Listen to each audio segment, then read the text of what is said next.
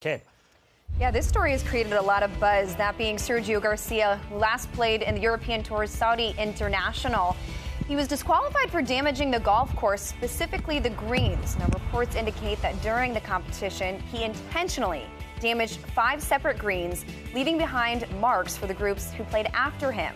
While there was no video evidence or photos that surfaced of the greens, this video of Sergio in a bunker that week did get a lot of attention. After the disqualification, other players on the PGA Tour specifically reacted to the incident, but this week it's his first start since that tournament, and Sergio Garcia spoke to our Todd Lewis in an exclusive TV interview to address the matter. Sergio, you admitted in Saudi Arabia damaging some greens. Walk me through your emotional state and the actions in those moments. Well, obviously they weren't the best, and that's why I apologized, and I paid for it. Obviously, getting disqualified and accepting getting disqualified, of course, like it should be. It's obviously something that I feel ashamed of. I'm not proud of it. But the only thing I can do is what I said.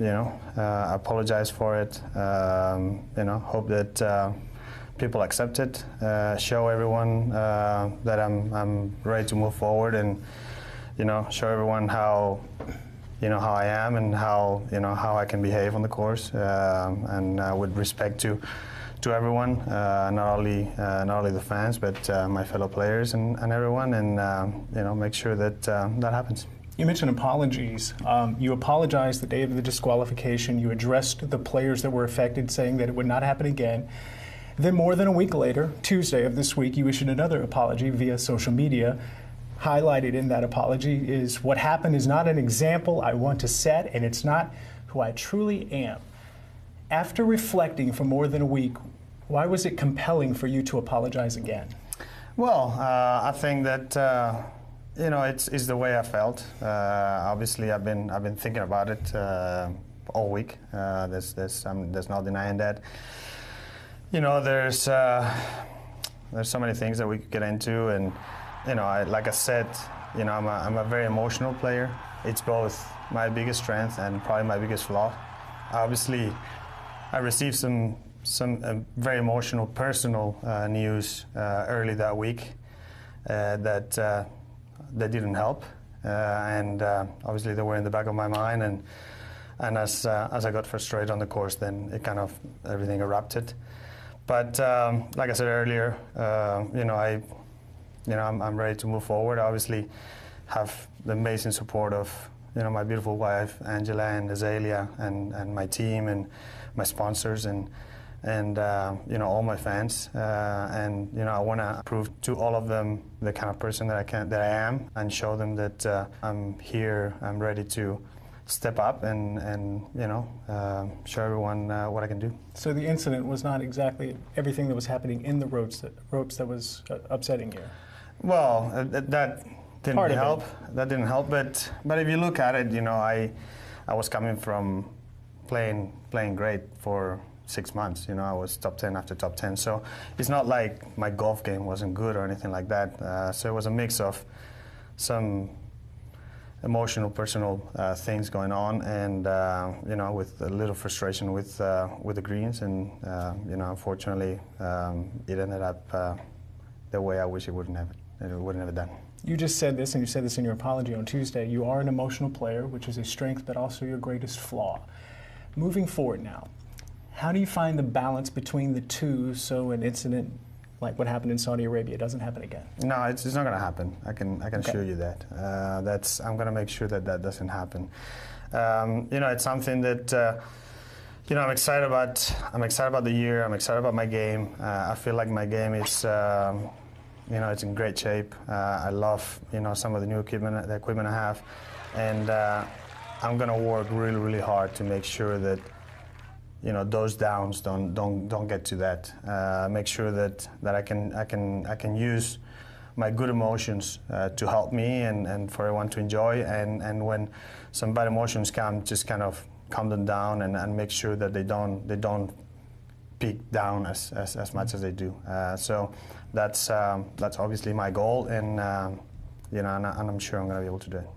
Finally, some past players and current players were critical of what happened in Saudi Arabia. You have spent a lot of years building respect and goodwill amongst your peers. Are you concerned that some of those relationships were damaged? And if so, what would you like to do to repair them? Well, I mean, I'm sure that some of them are not going to be happy about it. Obviously, you know, we all make mistakes, and I'm the first one to admit it. And the only thing I can do is, like I said, you know, apologize like I did.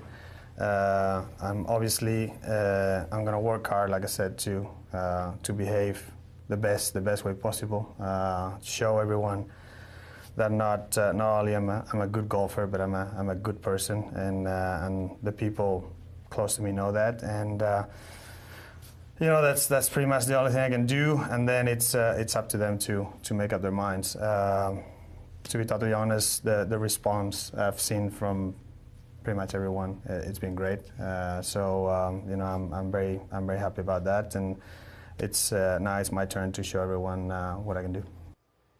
After the interview you just saw, Sergio told Todd off camera that he did not want to elaborate on the personal situation, which he revealed affected his behavior on the course. George? Already, Chantel, with the guys once again. Got to applaud Sergio for taking the time to speak with Todd to make the apology. The content of what he said. Rosie, let's start with your reaction. Well, it's a start. The apology is a start. You have to do it this way. You have to own it. You have to show up in the locker room at Riviera. You got to do the interviews like you did with Todd, more than sending a release as he did last week.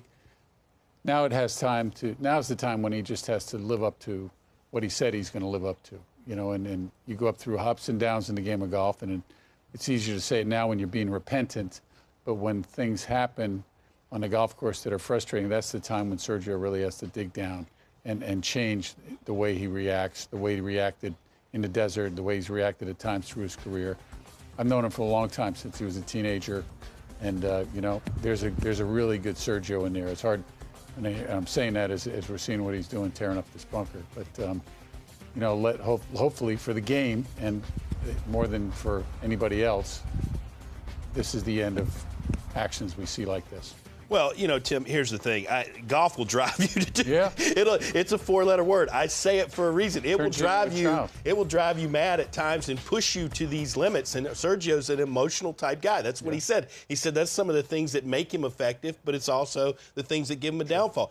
If I were going to give him, if he were going to look at going forward how to stop this, because a lot of times the key would be in your caddy, because your caddy needs to have like the ability to say, hey man, you're getting in your own way here. You're acting like, you know, you're not acting the best way for your golf. Let's get back on track. And sometimes the caddies are scared to speak up like that. But it's hard to step in as a caddy if a guy's having a meltdown like that to then check, because you're worried that it's going to be, negative energy is going to be projected at you. My point is to give the caddy that leeway. Give them that leeway to say, hey, man, you know, you told me to step in when I see it affecting your golf. What you're doing right now is affecting your golf. Let's get back on track and start playing the kind of golf we were. I'm not saying it's an easy situation to work out for either one of them, but sometimes you have to give the autonomy to the caddy to step in and say those type things and say, look, I'm not going to fire you for saying those type things. I want to hear it, because a lot of times self-reflectiveness is not there when you're in that state and you need it. The big question for me going forward, and we heard what Brooks Koepka had to say about his behavior. It's frustrating as a player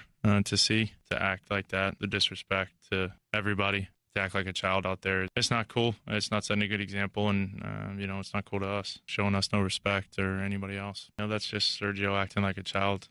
I mean, it's unfortunate that he's got to do that and complain. Everybody's got to play the same golf course. So, you know what? I mean, I didn't play very good, but you didn't really see anybody else doing that. I mean, you're 40 years old, so you got to grow up eventually. It's a tough one. I can speak for myself personally, and I know Sergio very, very well. Very close to him, and you know, whatever he's done in the spur of the moment, he will clearly regret. And of course, it's not good when it's affected other players. I mean, I'm over it. Like, it didn't affect me at all, but it's not great, and it's not coming across in a great light, and I know there's a lot of bad press about it, and I know for sure he will feel terrible about it.